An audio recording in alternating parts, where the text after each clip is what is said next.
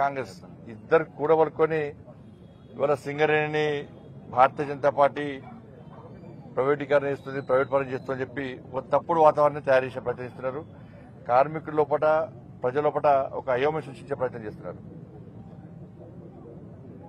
రామగుండము పర్యటన సందర్భంగా నరేంద్ర మోడీ గారు పూర్తి స్పష్టం చేశారు.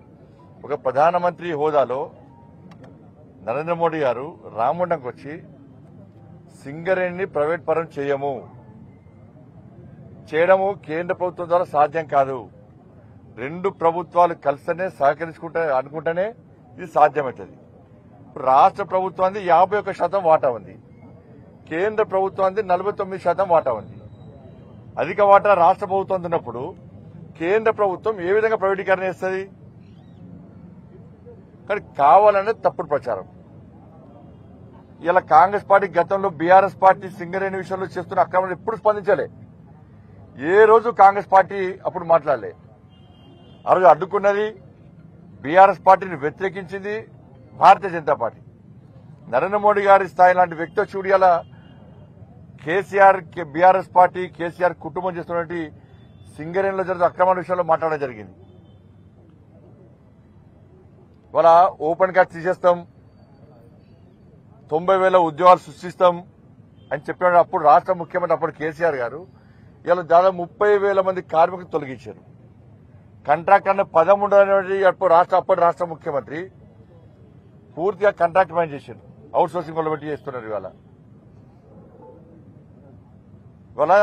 2000 గతంలో చట్టం చేసినప్పుడు కూడా ఈ గనులను ఎవరైతే బ్లాక్ లిస్ట్ లో ఉన్నాయో గనులను వాటిని రాష్ట్ర ప్రభుత్వం కోరితే తిరిగి అప్పగించే విధంగా ఆ చట్టంలో రూపొందించిన చట్టం ఉంది. అలా ఇప్పుడు బీఆర్ఎస్ పార్టీ చెప్పాలి, తాడిచర్లను ఏపీ జన్కోకి ఇస్తే మరి బీఆర్ఎస్ పార్టీ అప్పుడు తీసుకున్నాయి కదా, ప్రైవేట్ వ్యక్తులకు అప్పయిపోయింది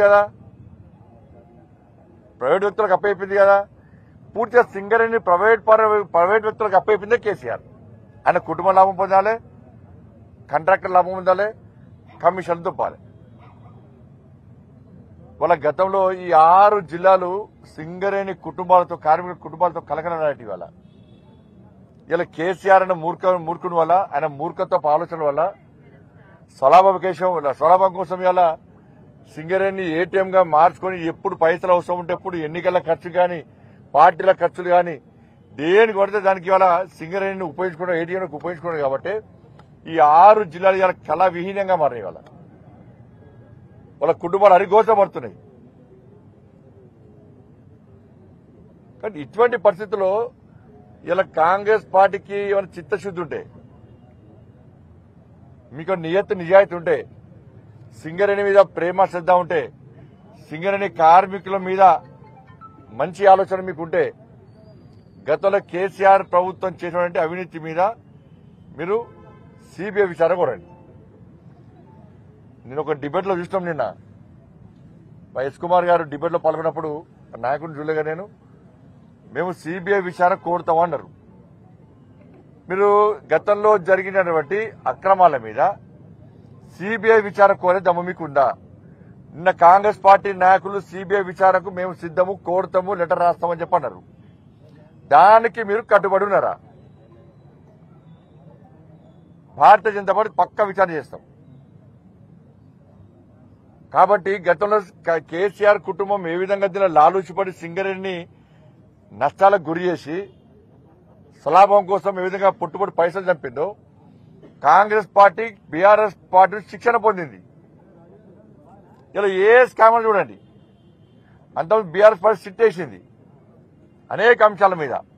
నయం కేసు గాని, మియాపూర్ భూముల కేసు గాని, డ్రగ్స్ కేసు గాని, పేపర్ లీకేజ్ కేసు గాని, ఇట్లా అనేక కేసులను సిట్ వేసారు.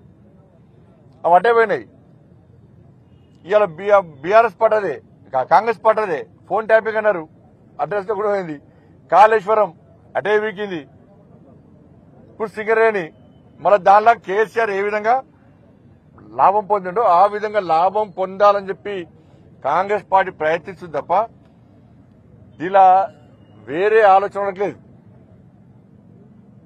కానీ భారతీయ జనతా పార్టీని బదనాం చేసే ప్రయత్నం చేస్తే కార్మికులు నమ్మే స్థితిలో లేరు. మేము స్పష్టం చేస్తున్నాం. సింగరేణిని ప్రైవేటీకరణ చేయడం కేంద్ర ప్రభుత్వంతో సాధ్యం కాదు. దాన్ని ఆలోచించాలని కోరుతామండి.